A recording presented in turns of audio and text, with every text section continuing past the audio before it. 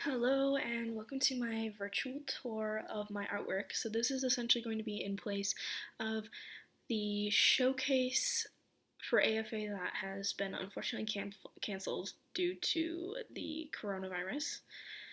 So I hope you enjoy, and I'm just going to kind of go through a bunch of my different works and kind of explain the thought process behind them and, some of the artistic processes behind them as well.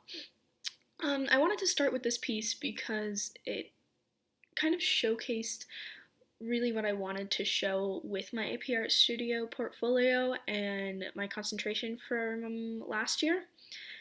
This piece is called Siren, and it was supposed to explore the uncertainty of the deep and kind of the image of the siren. And I wanted to create kind of the scene with these unnatural colors that portray that sirens are both alluring and dangerous, as well as I wanted the dichotomy between the beautiful siren and as well as these um, naval mines in the background, which are deadly. Um, I felt that sirens were both symbols of female power and objects of desire, which presented an interesting dichotomy, and I kind of continued that thought between, female power and also um, the way that the media and the world views women today as kind of my theme for the AP Art Studio portfolio. And then in my senior year, I kind of expanded on that to talk about um, women that were important in my life, as well as like my role models and the importance of powerful women today in furthering the status of women, as well as proving to me that I'm capable of doing anything and that I can go into a field that's dominated by men. So, moving on to the next piece, I called this one Cigarette.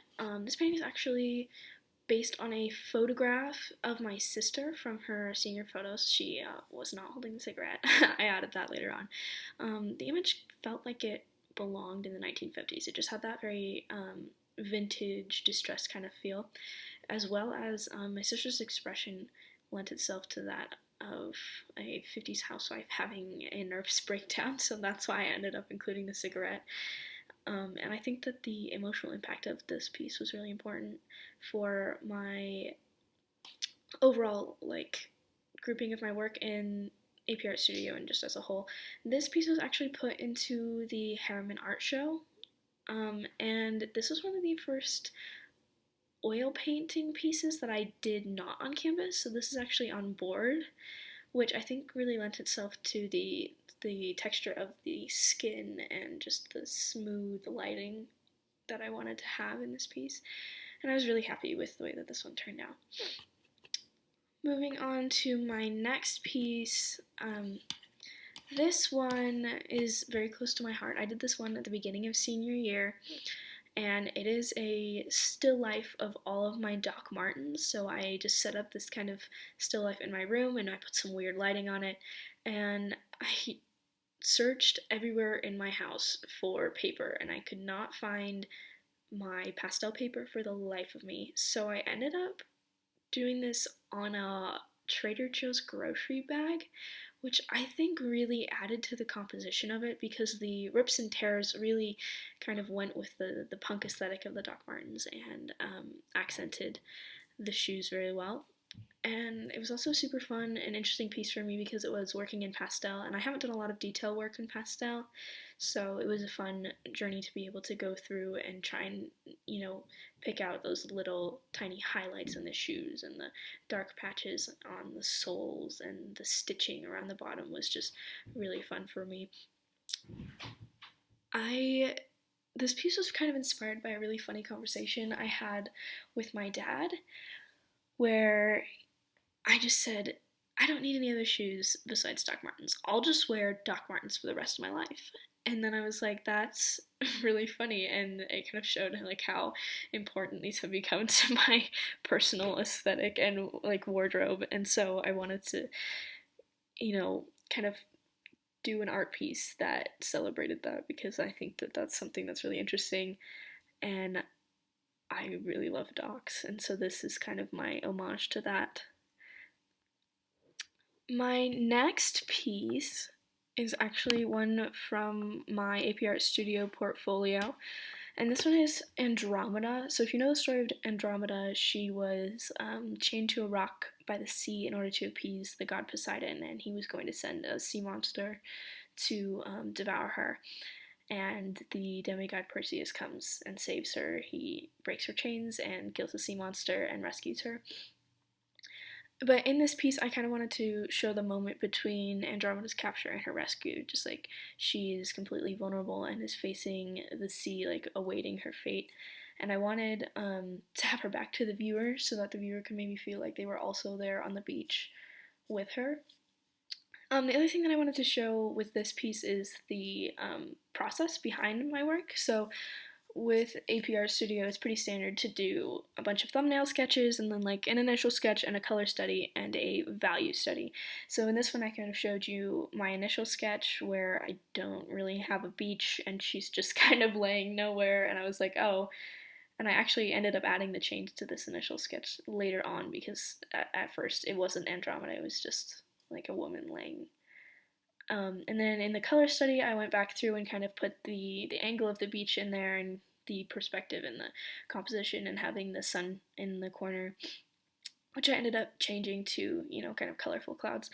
The other thing that I really liked about this piece was that since it was one of my very first AP Art Studio pieces, I was trying to experiment some more, so I really experimented with the palette knife, adding texture in this one. So like I used the palette knife for her hair, I used the palette knife on her skirt, and I definitely used the palette knife to texture the ocean to kind of show those choppy waves and the clouds, and that was really fun to me to be able to successfully do that for the first time. So my next piece is actually before I was in AP Art Studio, so this was the summer before I took AP Art Studio, and this was kind of a breakthrough piece for me for beginning, like that portfolio and my ideas kind of coming together for that. And I knew I wanted to do something that had to do with like the ocean and, like feminine power. And so I did this in like an hour in the middle of the summer, and this is all in acrylic, which I'm very proud of because it's really hard to get that skin texture, like the very smooth skin texture, because in acrylic it dries so fast, but in oil you have a lot more time to blend. So I was pretty proud of this, and then I also really I loved her expression and her, just like her dark kind of beauty, and I wanted to continue to try and work towards something that was representative of this in my portfolio. So this was kind of just like a breakthrough, like, oh, I really like what I'm doing here. I want to continue to work towards something that is surrounding this piece, which I just ended up calling Black Lagoon. So my next piece was just a still life that I did for fun in about an hour this year. It's called Cherries. I just had a picture of some cherries and I wanted to break them down into shapes and kind of paint in a more dynamic style, something that's just you're putting down colors that represent, swaths of this object instead of trying to blend everything to hell. And it turned out really well. It went super fast, and I was able to, play around with colors and with form in this piece, as well as I was using acrylic and soft pastel, which was kind of interesting to me. It was also on cardboard, so this was just a kind of a medium mashup. So I did soft pastel for some of the foreground and some of the highlights and darker bits of the cherries, and then I did this whole piece on cardboard. So cardboard really soaks up your paint and it kind of dulls your colors a bit, which normally I don't really like, but I think that it was really successful in this piece in giving that kind of mood lighting on these cherries. My next piece is one of my favorite pieces. It's very close to my heart. So this is actually a chalk art piece that I did last year for the Utah Foster Care Chalk Art Festival. I actually won People's Choice Award for this piece, and I really wanted to, when I do these kind of big character pieces, and especially with Spider-Man, because I love Spider-Man so much, I wanted to have kind of a dynamic pose, something that had foreshortening and lots of colors and lots of contrast. And so I found this pose online, and it was really fun to try and implement, this pose and turn it into Spider-Man. And I also find that the most fun images and movie clips of Spider-Man is when he's like swinging through the city at night, and so I wanted to incorporate that kind of like city background, which was actually really hard. And I'm super glad that people at the Utah Foster Care Chalk Art Festival um, appreciated it because I won People's Choice and I was super happy with it. Um, the other thing I want to showcase about this piece is that it's huge. It's 5 feet by 8 feet, and on a standard chalk art piece like this, it usually takes me about 10 hours to get through the whole thing. So it was crazy. So my next piece was also from my AP Art Studio portfolio, and this one I also wanted to showcase some of the artistic process. So in the corner, you'll see the value study and the initial color study, and like I was saying, for pretty much every AP Art Studio piece, I do a thumbnail sketches, an initial sketch, an initial color study, and then a value study. The thing that's important about doing value studies and color studies is that you're trying to get a feel for like what you want your final piece to really represent and what you want the colors in your final piece to be like in the palette and the mood, the tone of the piece. So if you look in the bottom left corner, you'll see that the initial color study I had was a lot brighter than my final piece.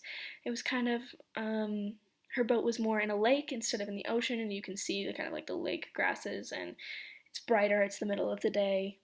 And then I did this value study, and I just really pushed the values super dark and kind of brought this mood lighting in that I ended up really loving. And so when I did the final piece, I changed the kind of like the value of it, and I made it a lot darker, and I also put her out on the ocean because I wanted to show, again, kind of like continuing that theme of the uncertainty of the ocean, and these women that are within the ocean, they're like weathering the storm, I guess you could say.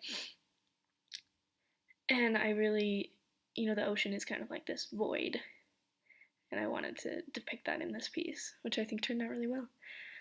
My next piece is quite fun.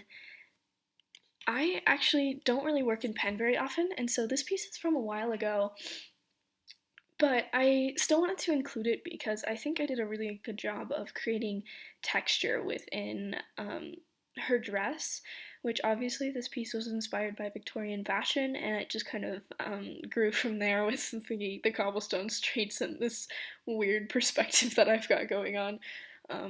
And like I said, I don't really work in pen, so I wanted to add this in to kind of show that I do have a range, but unlike my paintings where I'm just so used to painting, like I know exactly what I'm going to do when I start doing it, and I just can kind of crank them out. When I'm doing pieces in other mediums, I like to experiment a bit more because I'm still trying to figure out what I like best with these mediums. So in this piece, I really wanted to explore that kind of the shading in clothing, which I think was really successful, and I just wanted to showcase that in this virtual tour. My next piece is actually a self-portrait of me in my bathtub, which is a little weird, but I wanted to kind of portray a mood with this piece. So I feel very meditative in the bath. It's kind of like a mindfulness activity, and I wanted to portray that. So I wanted the water to be very calm and to have that reflection of my face in it, and I wanted it to be purple because purple is my favorite color. I find it very calming. And the thing that I think was really successful with this piece is that I didn't overwork it. So a lot of times when I'm painting, I try to like smooth out everything and blend everything to death, and this was very structured for me, like with the shampoo bottles. So really just a couple brush strokes that represented that object instead of trying to make, like a realistic looking shampoo bottle. And, the background is very choppy, and I think it turned out very well because in contrast to like my face being smoother, it was a good foreground background mix. So I was pretty happy with the way that this one turned out, and I still have this on my wall. Another thing that's really fun is that self-portraits are a lot easier than painting other people that you know because you see yourself in the mirror every day, so it's really a lot easier to portray your facial features in comparison to someone else's facial features. My next piece, I actually made this on a cruise last summer, was feeling kind of homesick, so I wanted to portray that kind of emotion. But the thing that I was really happy with here is that I don't really work in graphite very often, and I really don't portray textures of fabrics as often. So I was really able to capture like the bed sheets and the pillows, and the way that people laying on them would affect the way that they're um, moving. And I also really like the way that I framed the bed in this with the angle, and I think that it was a really good showcase of both, like my anatomy skills and just kind of my drawing skills in general. So I wanted to include it in this virtual tour so you get kind of the full picture of what I'm capable of. So this piece was really fun. I did this pretty much the second semester of senior year, and I hadn't worked in graphite in forever. I haven't done a still life in forever, so this was definitely a step off the regular path for me, but I was really, really happy with the way it turned out. I started calling this piece Memento Mori from the moment I started it. So Memento Moris are visual representations of the inevitability of death. They became really popular in the 16th century, where people would carry around little Memento Mori like paintings in their pockets, or they would commission them to kind of show that they are aware of the inevitability of their death. In this piece, I wanted to showcase the skull to represent death, but I also included items that have become increasingly like obsolete in modern culture, such as the candlestick and the corded telephone.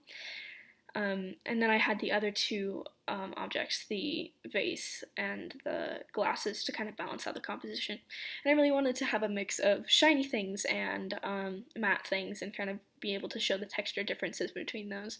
I actually worked on this for pretty much a month, which was a pretty long time for me working on a piece, and I really tried to focus on the details, it was really interesting to me to work in graphite with value, because when you're in a painting, you can't exactly erase and go back. You just have to layer a lighter color or darker color on top.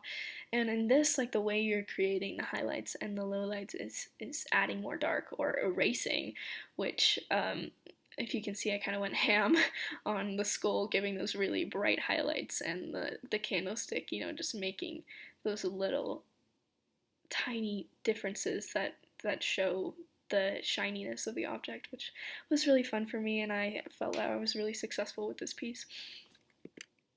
So this next piece, is another one from my AP Art Studio portfolio. This is actually from the end of my junior year, so this was kind of later after both of the other pieces I've showed you from my art studio portfolio.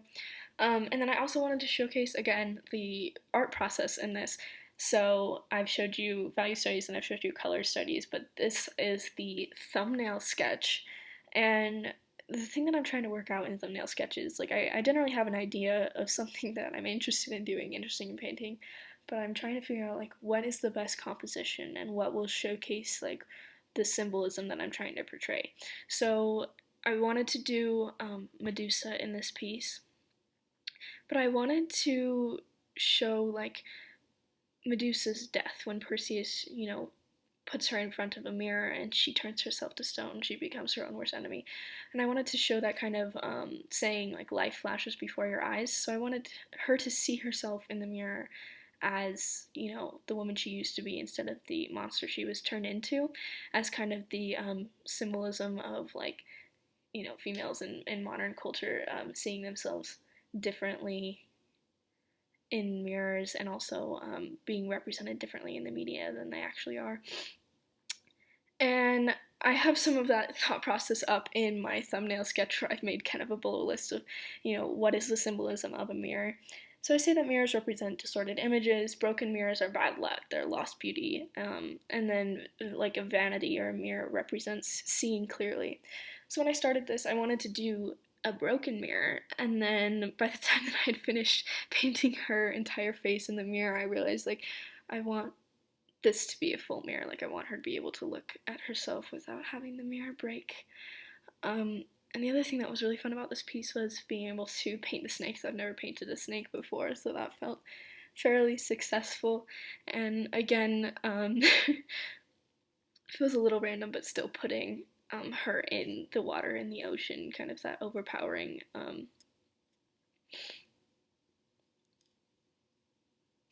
the overpowering sense of the ocean is a continuation through all of my AP Art Studio pieces. My next piece is actually a digital piece. So I really took multiple figure studies that I had done on my iPad, which I begged and pleaded for and finally got for Christmas. Um, so this is just kind of a digital composition of a couple different figure studies that I did. Like I did the hands separately using a reference image, but the woman on the stool was actually from a figure study class down at the Leonardo. And then the other two images are just from references that I found online. And I'm really just trying to practice anatomy, practice the light and shadow of color, and also trying to practice blending on a digital, like in digital work, because it's just so different from holding an actual paintbrush and blending actual paint. No matter how hard that Apple tries to make it as similar to painting as possible, it's still so different to me.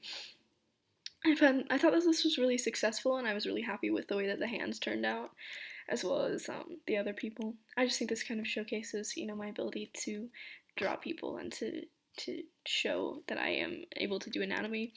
So I wanted to include that in my virtual tour. And this final piece is so close to my heart. I wanted to show it to you last because it was the last piece that I really did in the first semester of senior year. This piece is a picture of my sister from her senior photos, and I really loved this photo because it has this contrast between these hard statues in the front and this like beautiful curvy woman in the background. And I really had a fun time with this piece. It's actually kind of a big breakthrough piece for me as well because it is 5 feet by 4 feet. So it's kind of the biggest painting that I've done recently. And I also got to play around a lot with textures in this piece. So the leaves in the background are all done with palette knife, and all of the statues in the foreground are done with palette knife. And the trees have touches of it. Her dress has touches of it. Her hair. And I really tried to have that kind of good contrast between things that are really blended and very smooth and very precise, which is kind of my normal painting style, and also have this kind of more aggressive and shapely painting style where you're just having your brush strokes really represent the shapes instead of trying to be very precise about it. But I think it turned out really well to have both of those styles mixed in one, and I also worked on this piece for months and months and months. I worked on it for months and then I stepped back for a month and I came back to it and added more details. And I think some of the hardest things about this piece is it's really hard to paint people because you have to get it right. You have to get the face shape and the features and the body type and everything right, and I definitely wanted to do my sister justice because she's such a huge role model to me in my life. And this, I was very happy with how it turned out. So this is pretty much it for the virtual tour that I have right now. I do have some more pieces that I did in my senior year, but I really wanted to just pick and choose a lot of the pieces that I felt represented what I was trying to portray through my art in these past 4 years, which is like that female power and beauty, as well as the dichotomy between the two, and just some of the more technical things like the still lifes and the pen work and the pencil work. Just be able to show you kind of a range of the things that I do, as well as the things that I'm inspired by in this virtual tour. It's really unfortunate that coronavirus has stopped us from being able to show our visual arts things in person, and even the rest of JD Fine Arts, the dance productions and the musicians, and I really feel for all of them in this time. But continue to make work because that's something that people need right now, because art is something that brings us all together, and art can represent bad situations in a new light, and I hope that everyone who's watching this is able to feel inspired by what I did through high school, and also continue to feel motivated even during coronavirus. Um, and I just want to say thank you for the opportunity for participating in AFA, because it's been a huge motivator for me in high school, and being able to have both the arts and the sciences as really a rigorous portion of my academics has been very fun for me. So thank you.